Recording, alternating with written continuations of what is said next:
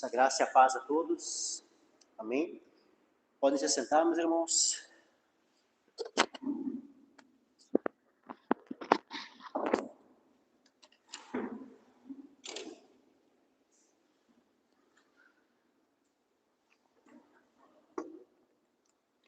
Hoje, então, dando continuidade nesse tema, nesse estudo sobre o uso de bebidas alcoólicas, o que a Escritura diz sobre isso.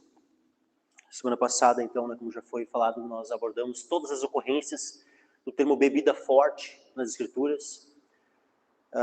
E vimos como a maioria dos casos são situações negativas, então nos mostrando como é algo pecaminoso o uso de bebida forte. Bebida forte, para todos entenderem, era todo tipo de bebida que se diferenciava do vinho. Então nós tínhamos, tinha o termo para vinho e o termo para bebida forte. Então qualquer bebida, por exemplo, vamos lá, o vinho. Vinho, nem sempre o vinho, quando a palavra vinho é usada na Escritura, significa uma bebida alcoólica. Hoje, quando a gente ouve falar de vinho, normalmente se entende já o suco da uva que passou pelo processo de fermentação e, portanto, é alcoólico. Mas, tanto o termo yavim, do hebraico, como o termo... me fugiu agora da mente, o termo grego. Oinos. Ambos os termos, eles tanto podiam significar o suco da uva não fermentado, como também podiam significar o suco da uva fermentado, portanto alcoólico. Então o termo oinos e o termo yavim, ambas as palavras podiam representar as duas situações, dependendo do contexto. E nós vimos que também o termo bebida forte poderia também significar, normalmente, por mais que na maioria das vezes significa uma bebida também fermentada e alcoólica, só que produto de outras frutas, seja figo, tâmara, damasco, outras frutas assim, doces, e que pudessem também vir a ser fermentadas e produzir uma bebida inebriante. Mas também poderia ser usada para o suco doce, por mais que numa menor quantidade de ocorrências. Tá? Mas hoje nós vamos observar primeiramente, eu vou dar continuidade a esse tema, esse estudo, na quinta-feira que vem. Quem sabe mais uma ou duas quintas-feiras, a gente ainda vai estudar esse tema, para a gente poder abordar assim bem ao longo de toda a Escritura, e podermos, de maneira bem ampla, entendermos que a Escritura fala sobre esse tema do uso de bebidas alcoólicas, especialmente no que tange ao povo de Deus, se isso é permitido ou não, e vamos perceber que pela Escritura nós não temos a permissão para isso. Pelo contrário, devemos nos abster do uso de bebidas alcoólicas, completamente. E hoje nós vamos ver, então, com base no exemplo são 5 situações. 2 delas, nós vamos abordar a história de Noé, nós vamos abordar a história de Ló, que eram 2 homens justos e que fizeram uso de vinho. E nós vamos ver a tragédia que é quando 2 homens justos, veja que nós não estamos falando de pessoas que eram ímpios, estamos falando de 2 justos, mas quando fizeram uso de vinho, a tragédia que deu. E nós vamos ver também outras 2 circunstâncias onde homens ímpios tiveram o seu fim num contexto de uso de vinho.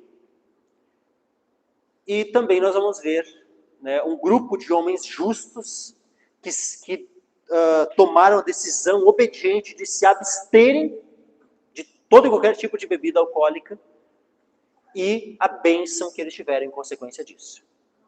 Tá? Então, primeiramente, vamos abrir lá em Gênesis.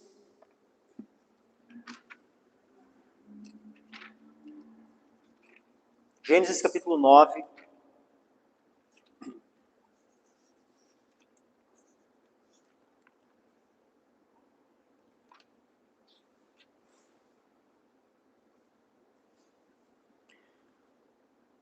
Gênesis capítulo 9, versículo 20. Mas só antes de eu ler ali em Gênesis, eu só vou ler aqui rapidinho o texto de Hebreus 11. Então, quem puder, encontrou aí Gênesis, fica aberto aí em Gênesis. Tá, eu vou falar sobre Noé agora, mas só para ver o que a Escritura fala sobre Noé lá em Hebreus 11. Vejam, olha só.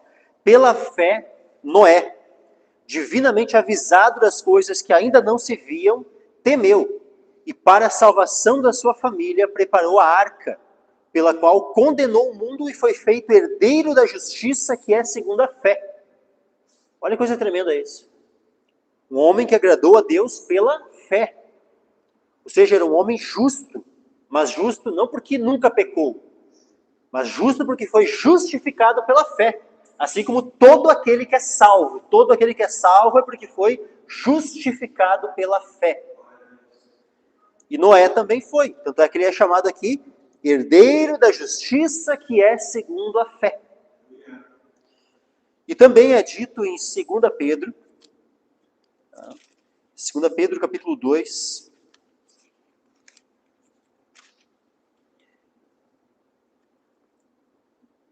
versículo 5. Eu já vou ler do 5 até o 9, aliás, até o 10. Até o 9.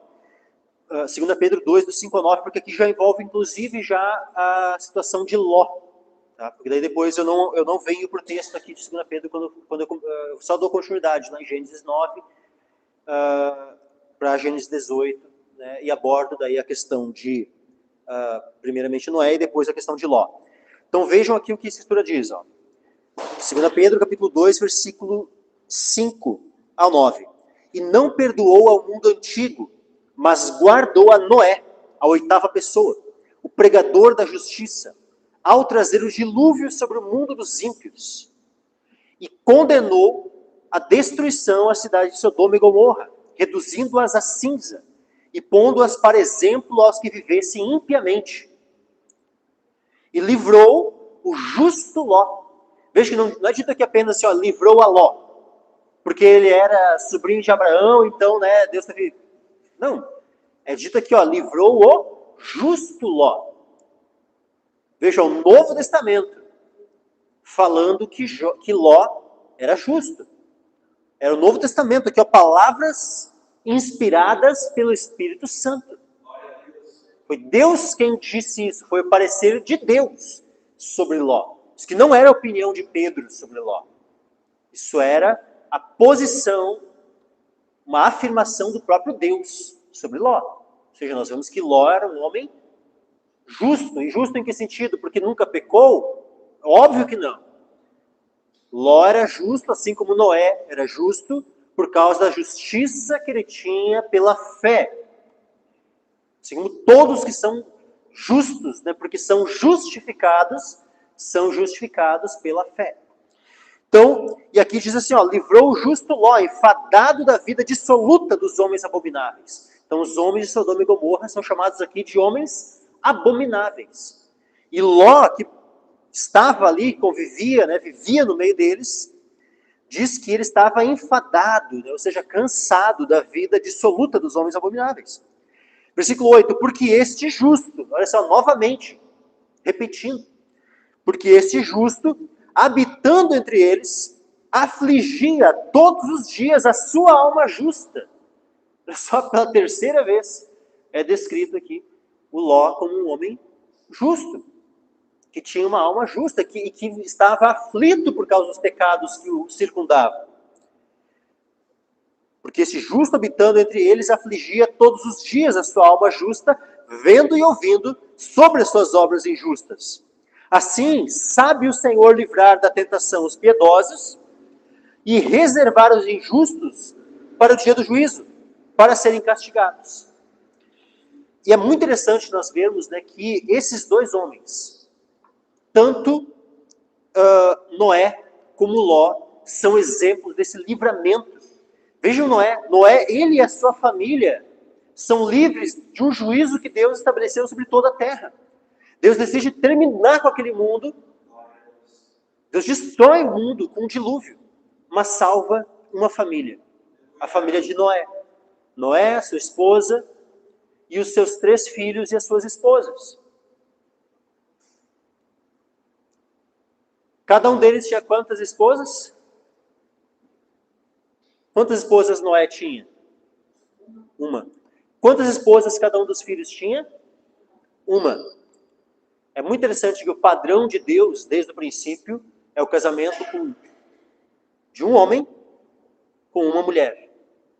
Esse é o padrão de Deus desde o princípio. Porque afinal, quando Deus criou Adão, ele formou Eva para ser sua esposa. E não se tem notícia alguma de que Adão tenha depois contraído casamento com alguma outra mulher. Então, nós vemos isso, que o padrão de Deus não é o divórcio. Deus não se agrada do divórcio, pelo contrário, Deus odeia o repúdio. Mas Deus permitiu o divórcio na lei de Moisés, não permitiu? Mas por causa da dureza do coração dos homens. Eu estou falando isso porque, qual é a questão? Alguns podem se perguntar, tá, mas por que a gente vê algumas vezes, né, no meio do povo de Deus, o uso de bebidas alcoólicas, né, especialmente no Antigo Testamento? A gente vê várias vezes, várias circunstâncias, alguns homens, inclusive aqueles que faziam parte do povo de Deus, fazendo uso de bebida alcoólica. E aí alguém pode perguntar, por que isso? Pois é, da mesma forma nós vemos vários dentro do povo de Deus casando com mais de uma esposa. Davi, por exemplo, teve várias esposas. Salomão, então, né? 700 esposas, 300 concubinas. Mas isso representava o padrão de Deus para o seu povo? Representava de fato aquilo que era agradável a Deus? Não. Então não é porque algo, em algumas circunstâncias, foram permitidas, sem uma proibição, né, completa e expressa e absoluta, que de fato isso fosse agradável a Deus. Mas nós vemos já pela Escritura, e eu estou falando aqui no que tange, né, ao Antigo Testamento, já aquilo que era o agradável, aquilo que era o padrão de Deus. Normalmente, quando nós vemos algo que desagrada a Deus, nós vemos os exemplos dos homens de Deus que praticavam isso e as consequências ruins que vieram dessa prática. E com isso Deus nos está ensinando. Vejam como as histórias, meus irmãos, especialmente as histórias do Antigo Testamento, elas sempre vão ter uma carga de ensino para nós. Um exemplo disso nós temos lá em 1 Coríntios capítulo 10. Diz assim, ó. Ora, irmãos, não quero que ignoreis que nossos pais estiveram todos debaixo da nuvem. 1 Coríntios 10, versículo 1. Estiveram todos debaixo da nuvem e todos passaram pelo mar. E todos foram batizados em Moisés na nuvem e no mar. E todos comeram de uma mesma comida espiritual e beberam todos de uma mesma bebida espiritual. Porque bebiam da pedra espiritual que os seguia. E a pedra era Cristo. Mas Deus não se agradou da maior parte deles. Por isso foram prostrados no deserto. E estas coisas foram nos feitas em figura. Olha só. Eu já tinha dito que aquilo que aconteceu com eles nos foi feito, ou seja, para nós foi feito em figura, ou seja, é um exemplo. Para nós termos um padrão. Mas um padrão para seguir igual, já que eles faziam aquilo, a gente vai fazer igual. Não. E é justamente para a gente ver, quando houve consequências ruins, para nós não seguirmos o exemplo.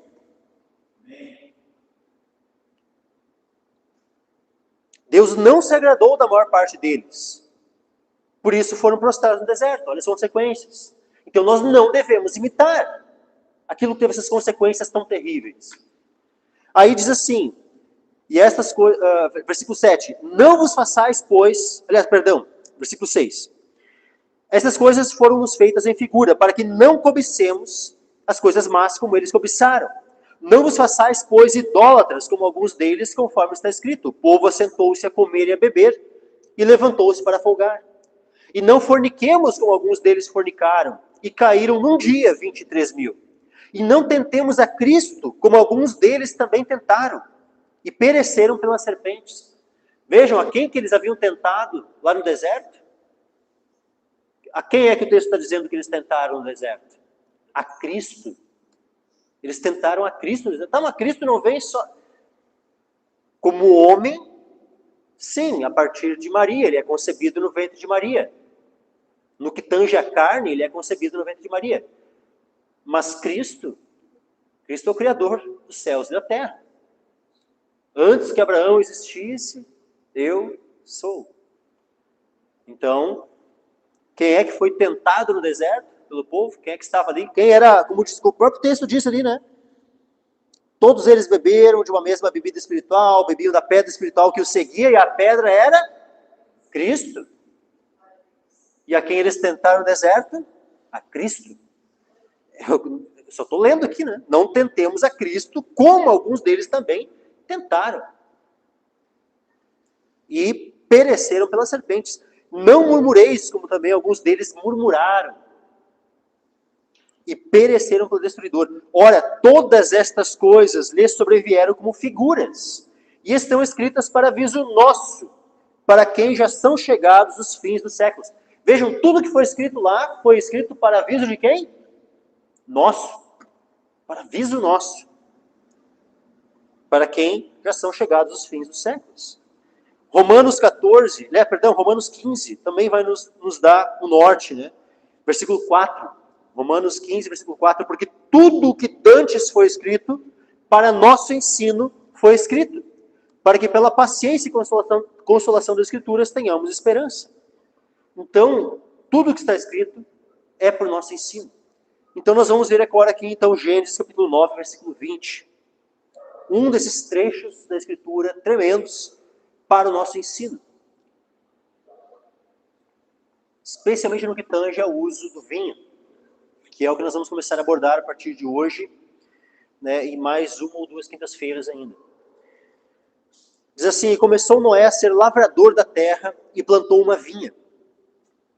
E bebeu do vinho. E embebedou-se e descobriu-se no meio da sua tenda.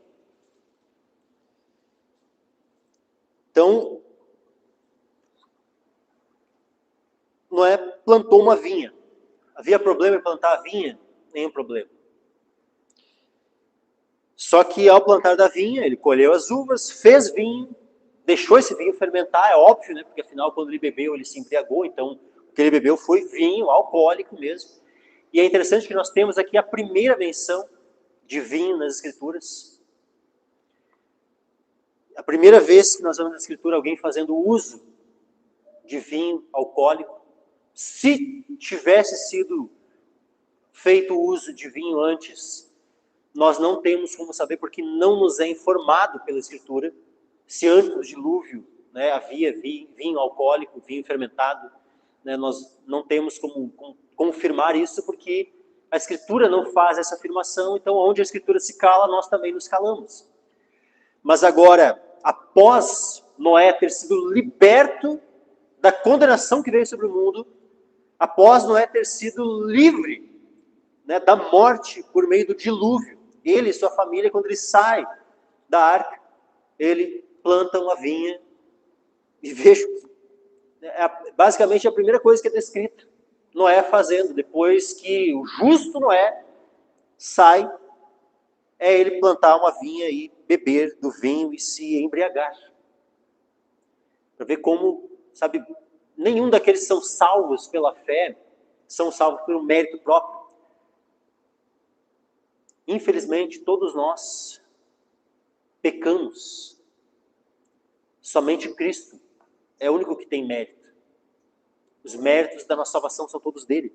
Mas aí diz assim, olha as consequências do fato de Noé ter se embriagado. Ele se embriagou, se descobriu, ou seja, ele tirou a roupa. Vejam que a embriaguez faz com o homem. Mesmo com um homem que era justo.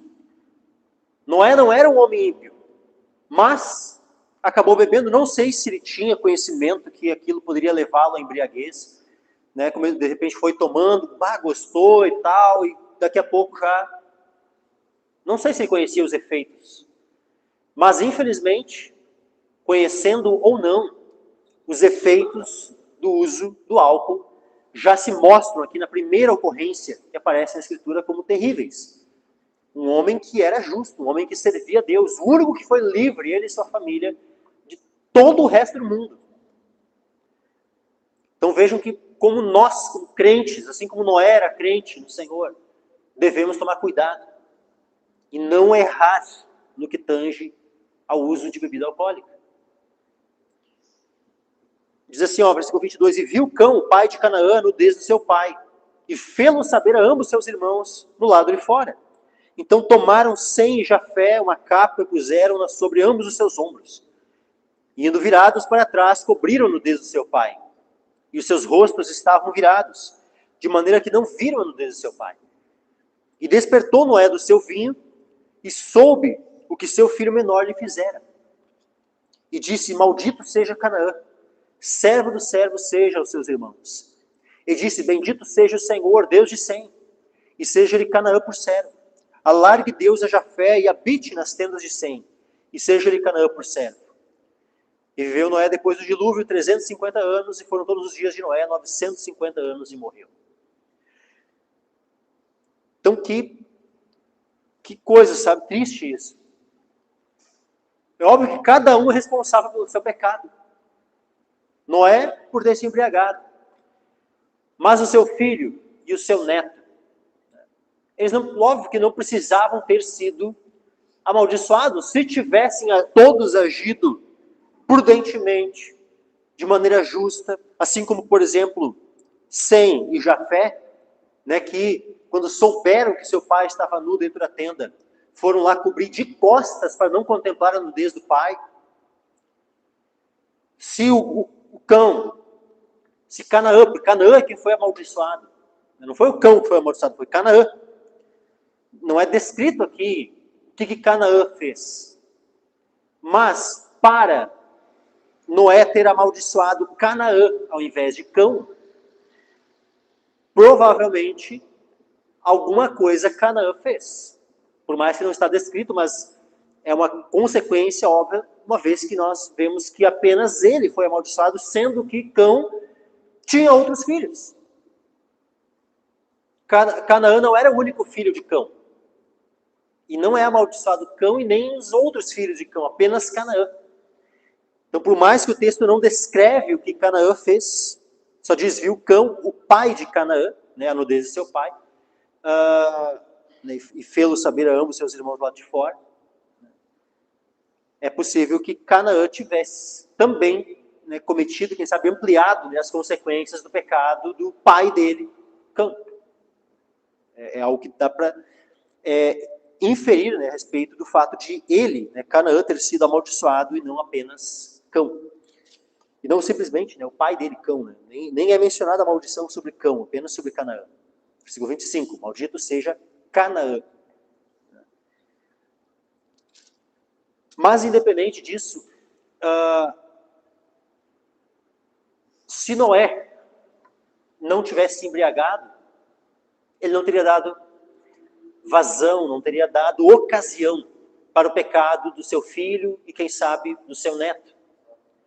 E aí a maldição não teria vindo. Então vejam que, olha como muitas vezes, sabe, vem consequências de maldição por um ato de um pai. Vem essa maldição sobre a sua descendência, ou parte dela. Então aqui nós já vemos nesse primeiro exemplo que o uso de bebida alcoólica trouxe junto consigo como consequência maldição, pecado. Além do pecado de embriaguez, né, pecado de um filho contemplar a nudez do pai, pecado de zombaria, o pecado, sabe, tudo consequência do uso de bebida alcoólica. E isso que foi feito, o uso de bebida alcoólica, por quem? Por um ímpio? Não, por um homem justo. Agora nós vamos ver um outro justo, né, o justo Ló. Quando faz uso do vinho, quais são as consequências?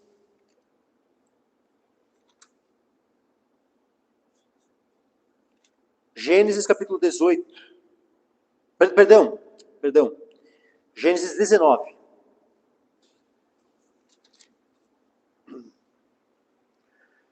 Depois de Deus ter destruído Sodoma e Gomorra e livrado somente a família de Ló, interessante, assim como Deus havia livrado né, do dilúvio somente a família de Noé, Noé e a sua família, da mesma forma, na destruição de Sodoma e Gomorra, Deus separa apenas uma família e tira para fora da destruição. Somente Ló e a sua família. Aí é dito assim, ó, Gênesis 19, versículo 24. Então o Senhor fez chover enxofre e fogo do Senhor desde os céus sobre Sodoma e Gomorra. E destruiu aquelas cidades e toda aquela campina, e todos os moradores daquelas cidades, e o que nascia da terra. E a mulher de Ló olhou para trás e ficou convertida numa estátua de sal. E Abraão levantou-se aquela mesma manhã de madrugada e foi para aquele lugar onde estivera diante da face do Senhor.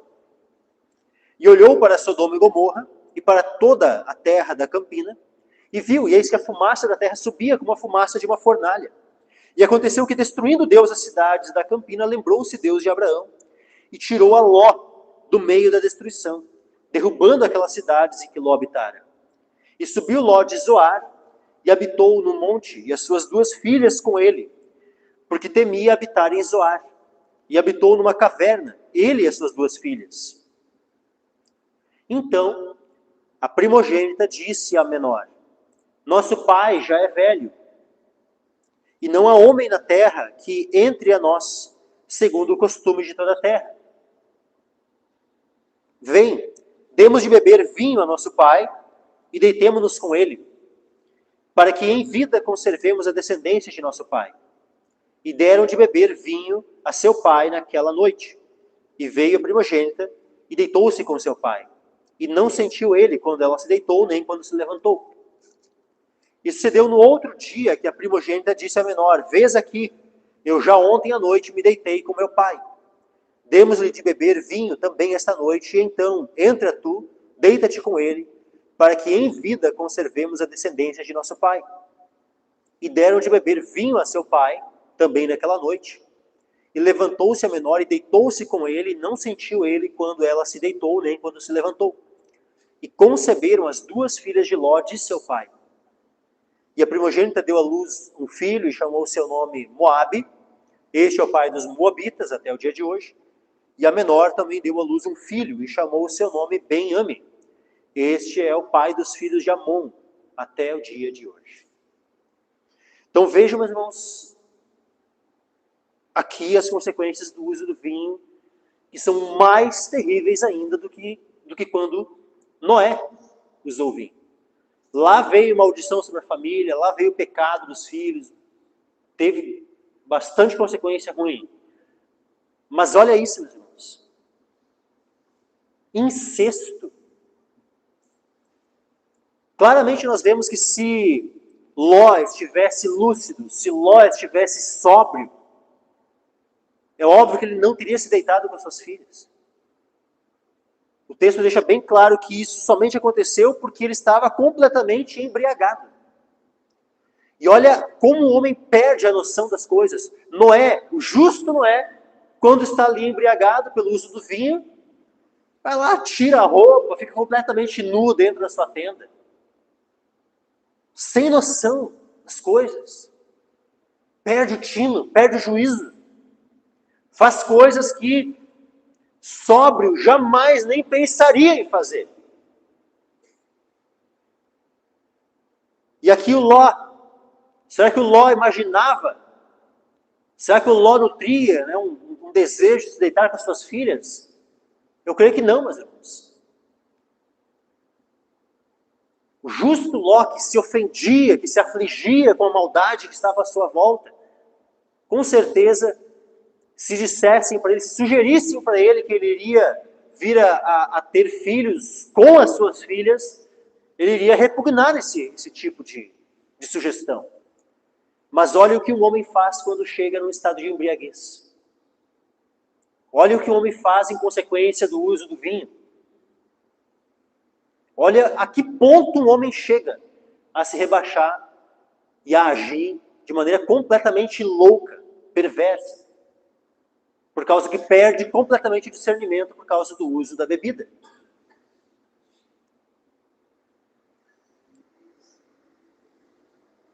um homem que é chamado na Bíblia, não é o ímpio Ló, é o justo Ló, ao se embriagar, ao estar ali embriagado, se deita com as suas filhas.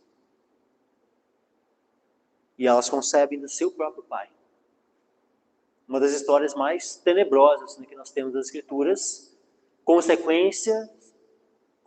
vindo em consequência direta do uso do vinho, do uso de bebidas alcoólicas.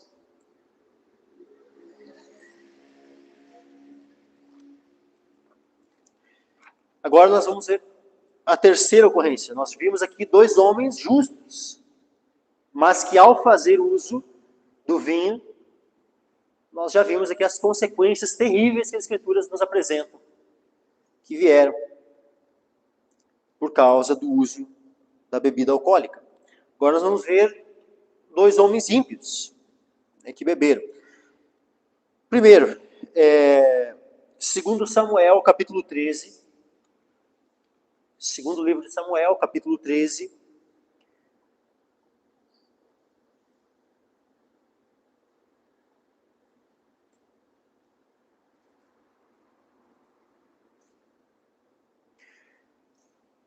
Nós temos aqui no capítulo 13 a história de Amnon e Tamar. Ambos eram filhos de Davi. Amnon, ele era o filho mais velho de Davi. Ele era o primogênito. Havia uma grande possibilidade de ele vir a ser o que herdaria o trono. Aquele que substituiria Davi no reinado, quando Davi falecesse. Mas Amnon não era um homem que seguia as pisadas do seu pai Davi. Não pelo menos no que tange a justiça, não no que concerne a buscar o Senhor, a buscar a face de Deus. Amnon foi um homem ímpio, um homem que se apaixonou por sua irmã. E uma vez estava ali, naquele desejo carnal, naquele desejo perverso, naquele desejo maligno, ele recebe a dica de um primo, um amigo, de que ele deveria se fingir doente e pedir ao seu pai que a sua irmã viesse visitá-lo para servi-lo.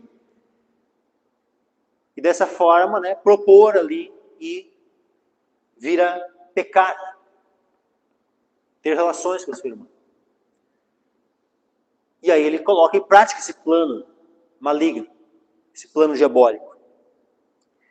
Aí vem a sua irmã servi-lo, fazer a comida lá para ele e tal. Quando ela chega até onde ele estava para servi-lo, ele manda que todos que estavam ali presentes se retirassem, saíssem da casa, ficasse só ele e a sua irmã. Quando ela chega para servi-lo, ele tenta convencê-la, né, a se deitar com ele. Mas ela, óbvio, né, que loucura é essa? Não aceita. E uma vez que ela não aceita, ele força ela. Ele estupra a sua irmã.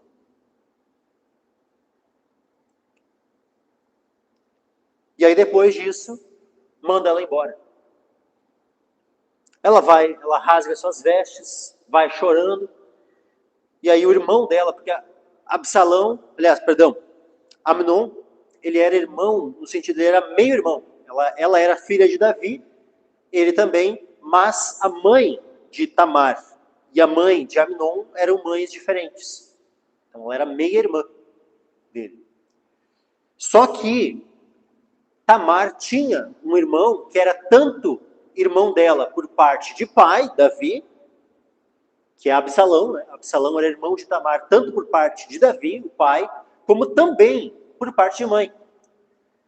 Então, Absalão e Tamar, eles eram irmãos tanto por parte de pai e mãe. E Absalão, por haver, né, esse vínculo de sangue, né, maior, né, completo, né, tanto por parte de pai e mãe, ele tomou as dores da sua irmã. E é dito assim, no versículo 22, 2 Samuel 13, 22. Porém, Absalão não falou com Amnon, nem mal, nem bem, porque Absalão odiava a Amnon por ter forçado a Tamar, sua irmã. Então o Absalão, ele simplesmente não falou nada, ele não foi lá brigar, ele não foi lá, né, querer pedir para Davi para fazer alguma coisa e tal. Absalão não fez nada. Ele aparentemente, né, deu de ombros, assim. Mas por quê? Porque Absalão, ele já resolveu no seu coração se vingar de Amnon. E se vingar como? Matando Amnon. Isso foi o que Absalão intentou no seu coração. E aí diz assim, ó, versículo 23. E aconteceu que passados 2 anos inteiros, olha só. Não foi 1 mês, 2 meses depois, não, 2 anos depois, para ver como é que é, sabe, o ódio, né, no coração, né, e esse desejo de vingança, e como Absalão foi, ele esperou, né, a poeira baixar e tramou o plano bem feito, assim, bem estabelecido, para conseguir se vingar do seu irmão, que havia forçado a Tamar. Aconteceu que passados 2 anos inteiros, Absalão tinha tosqueadores em Baal-Azor, que está junto a Efraim, e convidou Absalão a todos os filhos do rei. Veja que ele não convidou só a Amnon, convidou a todos os filhos do rei.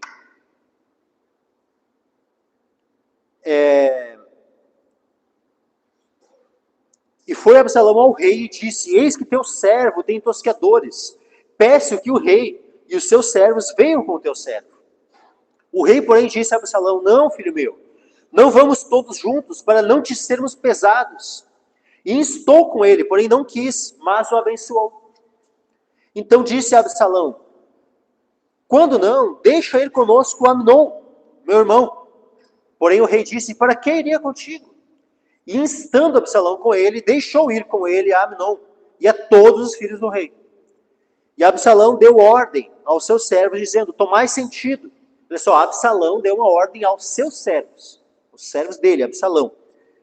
Tomai sentido, quando o coração de Amnon estiver alegre do vinho, e eu vos disser, feri Amnon, então o matareis. Não temais, porque porventura não sou eu quem vos ordenei? Esforçai-vos e sede valentes.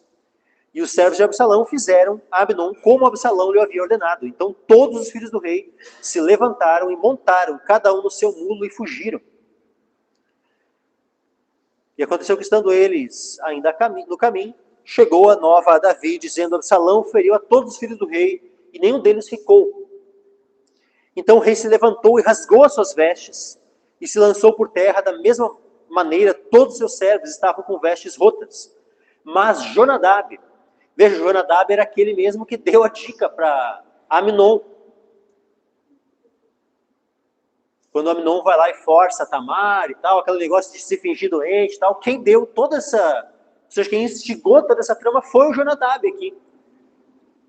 O cara que era bem esperto, né, para as coisas más. Diz assim, ó, mas Jonadab, filho de Simeia, irmão de Davi, vejam, né, era um primo, tanto primo de Absalão como primo de Amnon. Não diga o meu senhor que mataram a todos os moços filhos do rei, porque só morreu Amnon, porque assim tinha resolvido fazer Absalão, desde o dia em que forçou a Tamar, sua irmã. Não se lhe ponha, pois, agora no coração do rei, meu senhor, tal coisa, dizendo, morreram todos os filhos do rei, porque só morreu Amnon. E Absalão fugiu, e o moço que estava de guarda levantou seus olhos e olhou, e eis que muito povo vinha pelo caminho, por detrás dele, pelo lado do monte. Então disse Jonadab ao rei: eis aqui vêm os filhos do rei, conforme a palavra do teu servo. Assim sucedeu. E aconteceu que, como acabou de falar, os filhos do rei vieram, levantaram a sua voz e choraram. E também o rei e todos os seus servos choraram amargamente. Então veja que esse homem, né, também aqui, como é um cara que aproveitava, né, as circunstâncias sempre para se dar bem, né? Foi lá, ele foi o cara que iniciou toda a história. Mas ele ficou como, né, em relação a que ele era, no final de contas, ele era o culpado de tudo aquilo que estava acontecendo. Ele ficou bem quietinho, né, e usou ainda toda a história, né, o estrategista, né, maligno. Né, como tem gente assim, né? Infelizmente, né, especialmente quando a gente olha para a política e coisas, esse cara gostam de usar, às vezes causam mal, são causadores, mas depois eles vão e dão um jeito, né, de fazer com que aquilo se converta em benefício. Né? Que ele ainda sai por cima, né? Dizendo, ó, tá vendo? Ó, como eu sou sábio, como eu entendo das coisas. Não diz que era só o Amnon que tinha morrido. Que Deus nos livre, né, de ter uma língua venenosa, assim, né? Desse tipo de esperteza maligna, né, como a desse homem. Né? Mas veja que Amnon, olha a circunstância na qual ele morre. Né? E o que na verdade era o sinal, né, para que ele morresse? Quando ele já estivesse alegre do vinho. Por que não, logo que ele chegasse? Pá, chegou já, ó, quando ele chegar na porta, já dá a espadada nele. Por que não? Porque enquanto não está sob o efeito de álcool, tu está mais desperto, tu está sóbrio, tu está mais pronto a reagir. Tu pode conseguir escapar, tu consegue ter um discernimento mais ágil, mais rápido. Agora, aquele que está sob o efeito do álcool, está com a guarda baixa, tem os seus movimentos mais lentos, as suas reações, ou seja, está muito mais despreparado, né, para qualquer situação que tiver que enfrentar. Então, o uso do vinho, né, lógico que toda a circunstância da festa ali era uma armadilha, né, mas o ponto onde iria deixá-lo, né, mais vulnerável para que o plano de que ele fosse morto surtisse efeito, aquilo que ia torná-lo mais vulnerável seria o quê? Ele estar sob o efeito do vinho. Então, o sinal para que ele fosse ferido era: vamos esperar ele se embriagar, vamos esperar ele beber o vinho, ficar alegre do vinho, aí eu vou dar o sinal e vocês vão lá e matam ele. Esse foi o plano. Então vejam as consequências para os ímpios aqui do uso do vinho. Mas nós vamos ver aqui um outro homem também.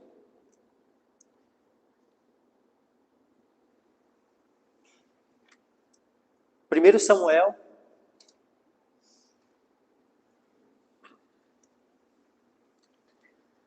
capítulo 25. Versículo 1. 1 Samuel, capítulo 25, versículo 1.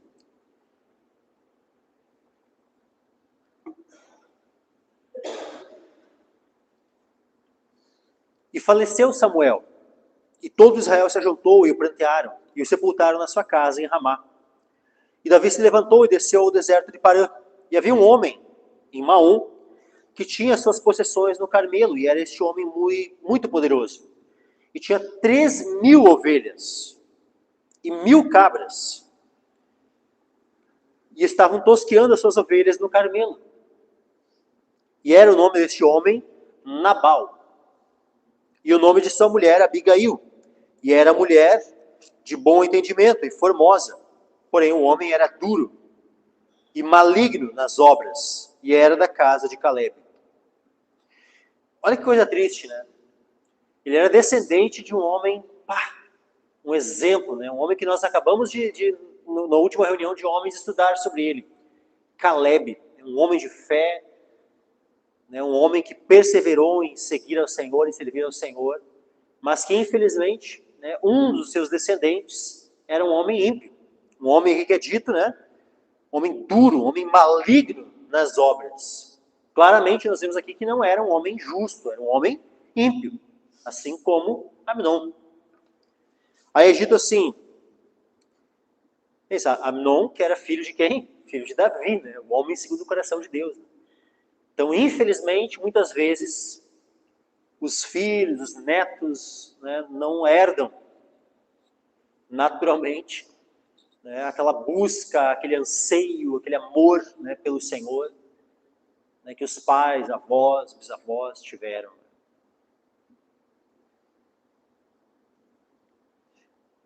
Aí diz assim, versículo 4, e ouviu Davi no deserto que Nabal tosqueava suas ovelhas.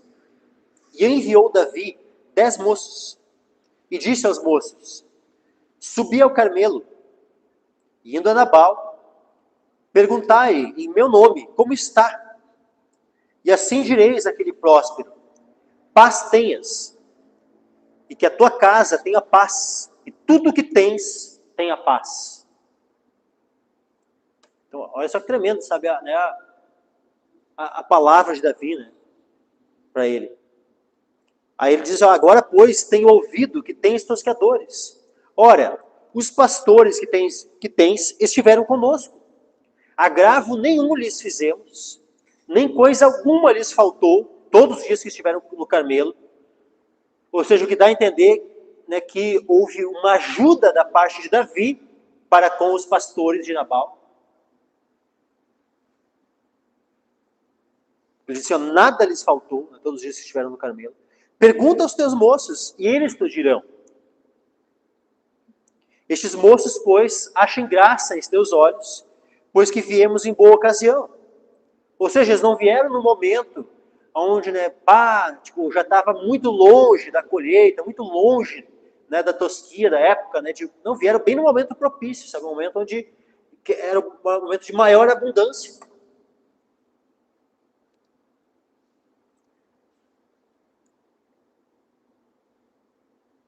Estes moços, pois, achem graça em teus olhos, porque viemos em boa ocasião. Dá, pois, a teus servos e a Davi, teu filho, o que achares à mão.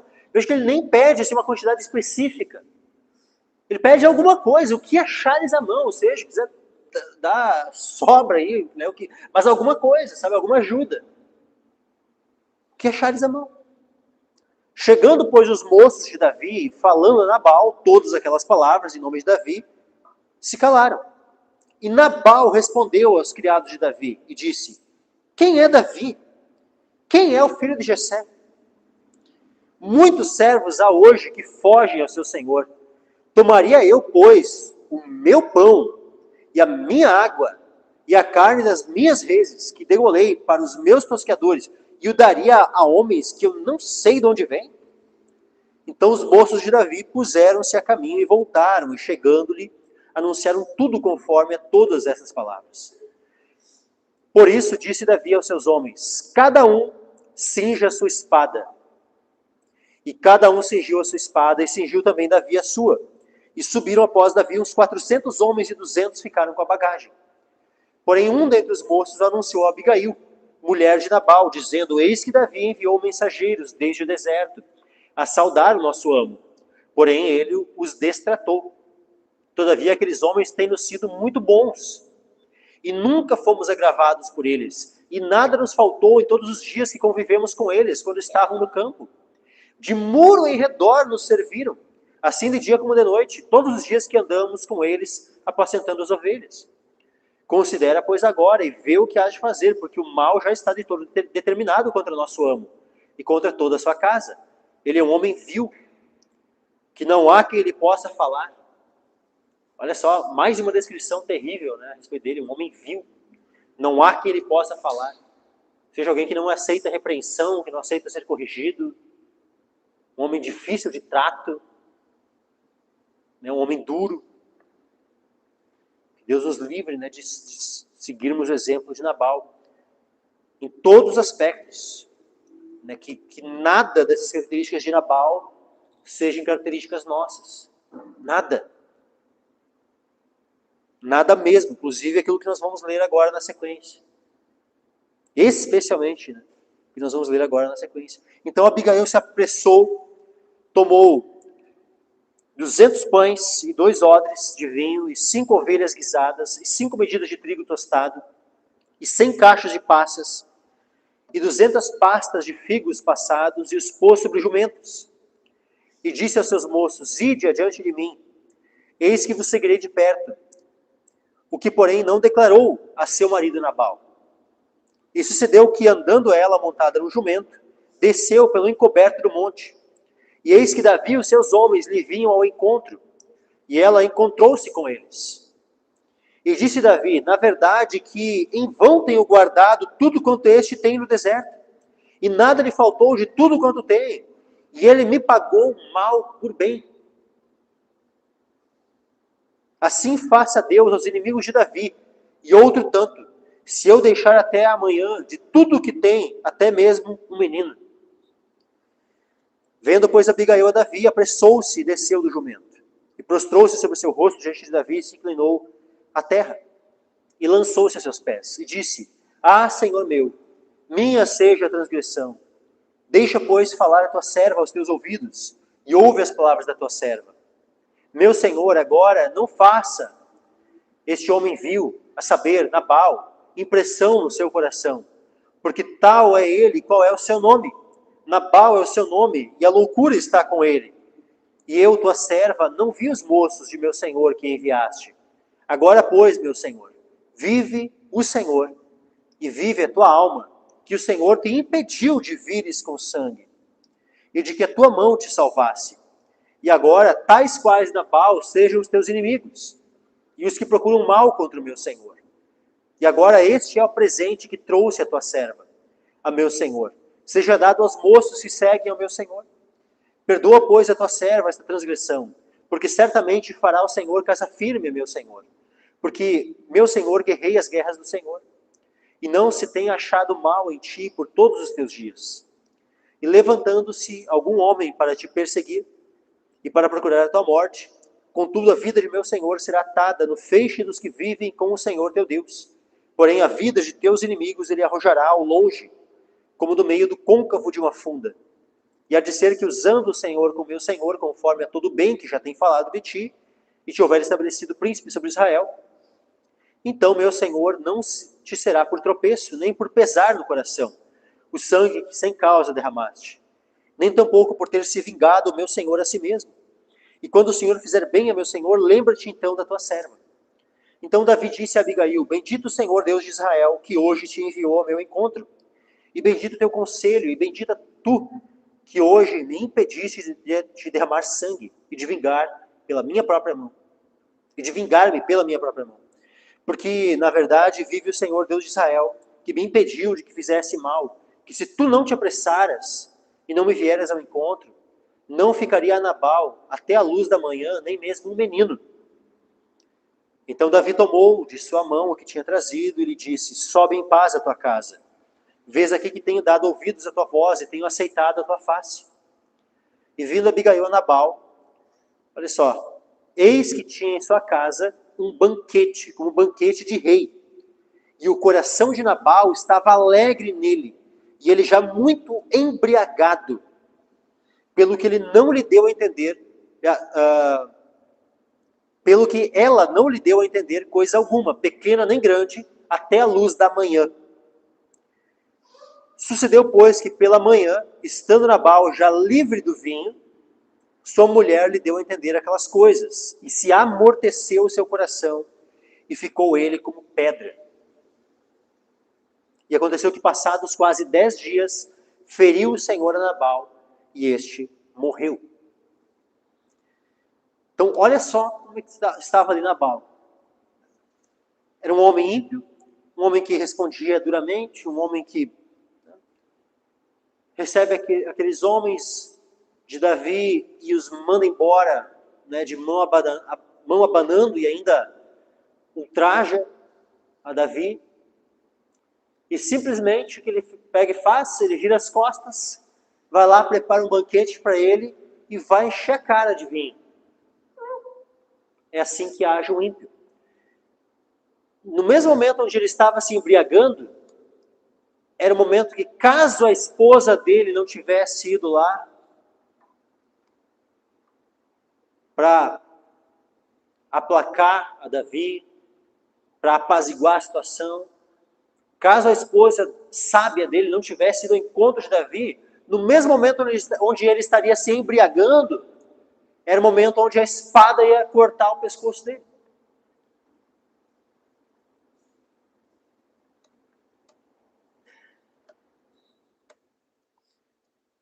Então é triste, né, como os ímpios, eles perecem. Eles perecem sem, sabe, e o vinho serve como uma espécie de armadilha. O vinho serve como uma espécie de anestésico, mas um anestésico não para para que algo bom aconteça, mas um anestésico que os conduz para a morte, sem eles nem se darem conta.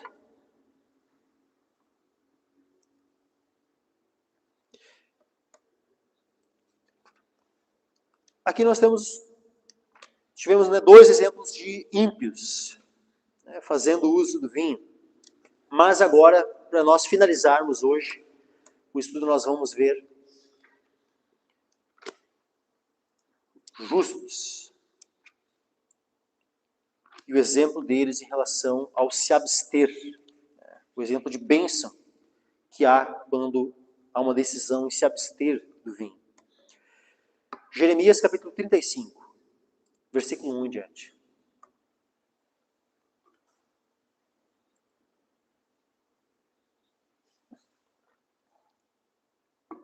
Nós temos aqui o título desse capítulo, né, a obediência dos recabitas. E diz assim: a palavra que do Senhor veio a Jeremias nos dias de Jeoiaquim, filho de Josias, rei de Judá, dizendo: vai à casa dos recabitas e fala com eles, e leva-os à casa do Senhor, a uma das câmaras, e dá-lhes vinho a beber. Isso foi o que Deus mandou a Jeremias. Jeremias nem questionou, era Deus que estava mandando, então ele foi lá e obedeceu. Deus não disse o porquê. Deus só disse para ele fazer, e ele, como profeta do Senhor, como todo profeta do Senhor, vai lá e obedece sem questionar. Então tomei a Jazanias, filho de Jeremias, filho de Abazinias, e a seus irmãos, e a todos os seus filhos, e a toda a casa dos recabitas. E os levei à casa do Senhor, à câmara dos filhos de Anã, filho de Gigdalias, homem de Deus, que estava junto à câmara dos príncipes, que ficava sobre a câmara de Maazéias, filho de Salum, guarda do vestíbulo, e pus diante dos filhos da casa dos recabitas taças cheias de vinho e copos, e disse-lhes: bebei vinho. Olha que coisa interessante. Há uma ordem da parte do Senhor. Olha, vai à casa dos recabitas, fala com eles, leva-os à casa do Senhor, a uma das câmaras, e dá-lhes vinho a beber. Só tem isso. Somente tem essa ordem. Não há um motivo, não há nada. É um profeta do Senhor, Jeremias.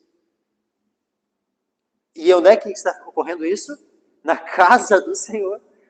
Eles não foram lá, leva eles lá na taverna lá no bar Não, na casa do Senhor, numa das câmaras lá na casa do Senhor. O profeta vai lá, serve, e o profeta diz para eles: bebei vinho. Ou seja, tinha tudo, né, para que eles chegassem e prontamente, então tá. Imagina, né? Deus mandou o profeta nos dar uma ordem, né, para nós bebermos vinho, serviu aqui na casa do Senhor. Então era só estender a mão e beber, né? Mas o que nós vemos? Versículo 6. Porém eles disseram: não beberemos vinho. Prontamente, todos eles, ninguém titubeou. Não beberemos vinho. Porque Jonadab, filho de Recabe, nosso pai, nos ordenou dizendo: nunca jamais bebereis vinho, nem vós, nem vossos filhos. Não edificareis casa, nem semeareis semente, nem plantareis vinho, nem a possuireis, mas habitareis em tendas todos os vossos dias, para que vivais muitos dias sobre a face da terra em que vós andais peregrinando. Obedecemos, pois, a voz de Jonadab, filho de Recabe, nosso pai, em tudo quanto nos ordenou, de maneira que não bebemos vinho em todos os nossos dias, nem nós, nem nossas mulheres, nem nossos filhos, nem nossas filhas. Nem edificamos casa para nossa habitação, nem temos vinha, nem campo, nem semente. Mas habitamos em tendas, e assim obedecemos e fazemos conforme a tudo quanto nos ordenou Jonadab, nosso pai. Então aqui, olha só que tremendo esses princípios aqui, meus irmãos. Tanto o princípio de honra aos pais, obediência, como também completa abstinência de bebida alcoólica. E vamos ver as consequências. Vamos ver as consequências que ouve, né, sobre esta obediência. Versículo 11. Sucedeu, porém, que subindo Nabucodonosor, rei de Babilônia, a esta terra, dissemos: vinde, vamos-nos a Jerusalém, por causa do exército dos caldeus e por causa do exército dos sírios. E assim ficamos em Jerusalém. Então veio a palavra do Senhor a Jeremias, dizendo: assim diz o Senhor dos exércitos, o Deus de Israel: vai e dize aos homens de Judá e aos moradores de Jerusalém: porventura nunca aceitareis instrução para ouvirdes as minhas palavras, diz o Senhor. Então olha o que Deus estava falando para o povo de Israel. Vocês não vão aceitar as minhas... Não aceitareis instrução? Nunca aceitareis instrução para ouvirdes as minhas palavras? Esse é o questionamento que Deus faz ao povo de Israel. Aí Deus usa os recabitas como exemplo. Versículo 14.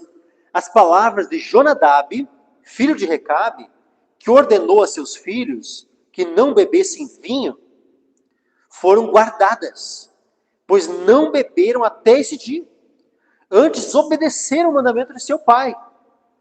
A mim, porém, que vos tenho falado, madrugando e falando, não me ouvistes. O povo de Israel não estava ouvindo a Deus, que eles diziam que era o seu pai. E olha que tremendo. Quem é maior? Deus ou Jonadab? Os filhos de Jonadab, os recabitas, eles obedeceram à voz de Jonadab. Mas o povo de Israel não obedecia ao próprio Deus. Muito mais zelo deveriam ter os israelitas em obedecer a Deus do que os recabitas em obedecer às palavras de Jonadab. Mas nós vimos o inverso. Os recabitas sendo zelosos em relação a obedecer ao seu pai, e os israelitas se esquecendo da palavra de Deus. Aí diz assim: e enviando-os e dizendo, todos os meus servos,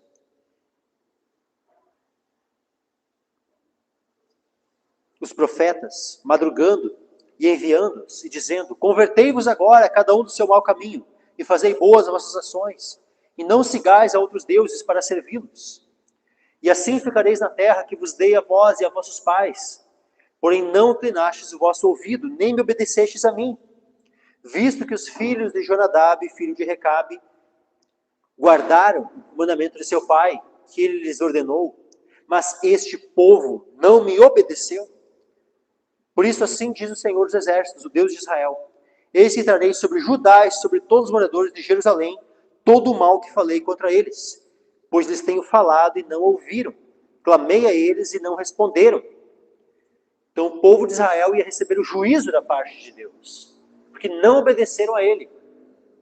Mas olha só agora a palavra de Deus aos recabitas, que foram obedientes a Jonadab, o seu pai, e não beberam vinho. Mesmo quando o profeta de Deus, na casa do Senhor, colocou vinho diante deles e deu uma ordem para que bebessem. Olha a palavra de Deus para os recabitas, versículo 18. E a casa dos recabitas, disse Jeremias, assim diz o Senhor dos Exércitos, o Deus de Israel: pois que obedecestes ao mandamento de Jonadab, vosso pai, e guardastes todos os seus mandamentos, e fizestes conforme tudo quanto vos ordenou, portanto, assim diz o Senhor dos Exércitos, Deus de Israel: nunca faltará homem a Jonadab, filho de Recabe, que esteja na minha presença todos os dias. Olha que coisa tremenda, meu Deus. A bênção da obediência, a bênção da honra aos pais, a bênção de decidir firmemente se abster completamente da bebida alcoólica. Nunca faltará homem a Jonadab, filho de Recabe, que esteja na minha presença todos os dias. Isso é algo maravilhoso. Então, com base nesses 5 exemplos que nós temos na Escritura, nós temos 4 exemplos negativos, 2 justos que fizeram uso de bebida alcoólica, 2 ímpios que fizeram uso de bebida alcoólica. Só consequência negativa. Em todos os casos. Não importa se é justo, não importa se é ímpio. Não importa se é um crente ou se é um incrédulo. Todos têm sempre consequências negativas quando decidem fazer uso de bebidas alcoólicas. E aí nós temos um exemplo de justos, de homens de Deus aqui que decidem se abster completamente. E nós temos bênção, nós temos promessas de Deus, nós temos que, Deus se agradando deles e dizendo que nunca faltaria homens, né, daquela família que estivessem na presença do Senhor. Então, com base em tudo isso, e aquilo que nós já vemos nesses princípios do Novo Testamento, de que tudo que dentro foi escrito, por nosso ensino foi escrito, de que todas essas coisas elas são escritas como figura para nós, como exemplo para nós. Os maus exemplos para nós não seguirmos, os bons exemplos para nós seguirmos. Quais as conclusões que nós devemos chegar diante disso, meus irmãos? A de que nós não devemos fazer uso de bebida alcoólica. Ponto. Acho que nós devemos, sim, tomar a decisão de se abster do uso de álcool. É isso. E qualquer outra substância entorpecente. Qualquer outra. Porque os mesmos princípios que se aplicam ao álcool é os que vão se aplicar ao cigarro, é os que vão se aplicar à maconha, à cocaína e qualquer outra substância que vai te tirar o discernimento, que vai te tirar a sobriedade. Qualquer outra substância. Aí tem um monte de gente, né, que fala, né, contra, né, que entende, não, cheirar uma carreira de cocaína é pecado. Fumar uma pedra de crack é pecado. Mas aí, em relação à bebida alcoólica, né, e tal, ou até cigarro, charuto, cachimbo, aí querem, né, tipo, não, daí é lícito ao cristão e tal. Por quê? Por que o uso de uma coisa é pecado e outra não? Não são todas elas que tiram o discernimento? Não tem pessoas que morrem por causa do uso de todas essas substâncias? As consequências não são terríveis do uso de todas essas substâncias? Por que os dois pesos e duas medidas, né, em relação a crack, a cocaína? É só porque vamos dizer assim, são drogas chamadas ilícitas, né? Aí é problemático, mas daí aquelas drogas chamadas lícitas, aí tá tudo bem. Então, por acaso, é uma lei humana que é o governo que vai determinar aquilo que um crente pode ou não pode? Se o governo disser que é lícito, aí tudo bem. Se o governo disser que é ilícito, aí é pecado. É assim que funciona, então, para nós. É o governo que vai ditar aquilo que é ou não é pecado. Aí, se daqui a pouco o governo vai lá e enrolei a língua. Isso. O uso de drogas, né, e passa a tornar lícito, né, o uso de maconha e outras drogas, aí estaria tudo bem. Aí o cristão poderia, né, usar de maneira comedida, né, e tal. Misericórdia, né? Que coisa, sabe? Então, assim, ó, que nós... Eu vou continuar falando sobre esse tema, né, pelo menos mais provavelmente 2 quintas-feiras ainda. Né, e que, Deus possa deixar bem claro, né, aos nossos corações, né, que o padrão das Escrituras, né, sobre isso. Né, e só para arrematar, né, e concluir, né, para aqueles que dizem, tá, mas nós vemos, o Noé né, ele bebeu, né, o Ló, né, bebeu o vinho ali, né, o Absalão, né, estava lá bebendo vinho, né, o Amnon, né, estava lá bebendo vinho, ou seja, então, aí alguns vão dizer assim, ó, então tá vendo, ó, o povo de Israel e tal, né, sempre, né, ocorreu o uso de bebidas alcoólicas ao longo da história no meio do povo de Deus. E, de fato, né, realmente. Mas essas circunstâncias são positivas ou negativas? Quando Davi vai lá e oferece o vinho para o marido de Batseba, Urias, é uma circunstância positiva ou negativa o uso do vinho? Então vejam que a Escritura ela apresenta essas circunstâncias do uso do vinho como negativas. E o que é apresentado como positivo tanto pelo voto de Nazireu, a proibição do sacerdote de beber, e vários outros, os recapitos e tal. Tu vê, a abstência é sempre apresentada como positiva. O uso é apresentado como negativo. Isso é para nos ensinar algo, meus irmãos. E mesmo que isso fosse algo, vamos dizer assim,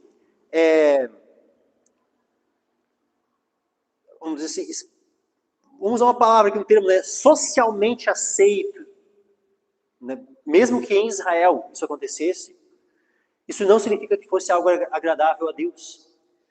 Porque o divórcio também era algo permitido. E mesmo assim era algo que Deus odiava. Deus só permitia o divórcio para evitar um dano maior. Por causa da dureza do coração do homem. Mas essa é a vontade de Deus? Essa era a vontade de Deus, o divórcio? Não. Da mesma forma, não é a vontade de Deus o uso de bebidas alcoólicas. Então que Deus nos livre, né, de aceitarmos, saber, esse padrão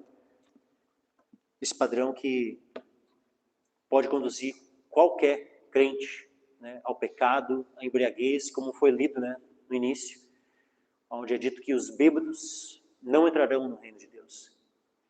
Que Deus nos livre, né, da embriaguez, que Deus nos livre de estarmos sob efeito de álcool e qualquer outra substância que nos tire o discernimento. Amém, meus irmãos?